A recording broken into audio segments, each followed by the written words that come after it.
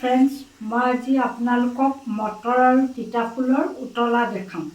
যাৰ বাবে মোক প্ৰয়োজন মটৰ, তিতাফুল, কাটি লোৱা পিঁয়াজ, সৰুকৈ মিহিকৈ কটা নহৰু আৰু জলকীয়া। নহৰুৰ দাম বেছিৰ বাবে মই কম নহৰু দিছোঁ। ইয়াত আৰু অলপ বেছি নহৰু দিলে ভাল হয়।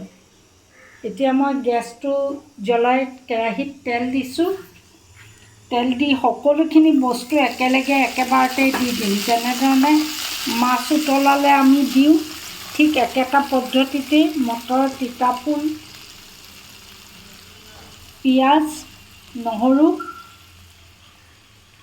কেঁচা জলকীয়া ফালি পেলাই লৈছোঁ। এনেকৈ দীঘল দীঘলকৈ ফালি লৈছোঁ। তাৰপৰা এতিয়া ইয়াতে দিম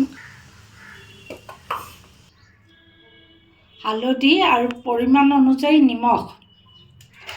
এতিয়া এই গোটেইখিনি বস্তু একেলগে দি দিয়াৰ পিছত তাক ভাল ধৰণে মিলাই মই ইয়াক গেছটো চিম কৰি পেলাই তাক সিজিবলৈ দিম, মানে উতলিবলৈ দিম।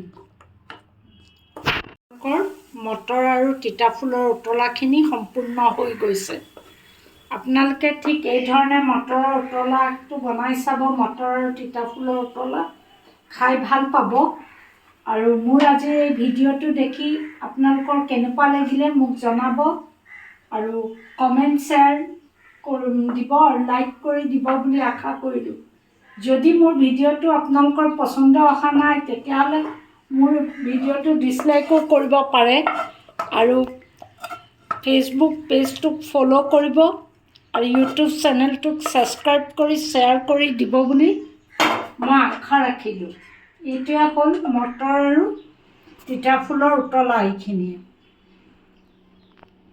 ফেচবুক পেজটো হৈছে তছফিয়া কিটচেন।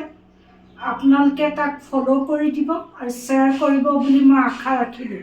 আৰু আপোনালোকৰ কমেণ্টৰ কাৰণে মই অধীৰ আগ্ৰহেৰে বাট চাওঁ। কমেণ্টটো পালে ভাল লাগে। লাইক, কমেণ্ট, শ্বেয়াৰ কৰিব বুলি আশা ৰাখিলোঁ। ধন্যবাদ।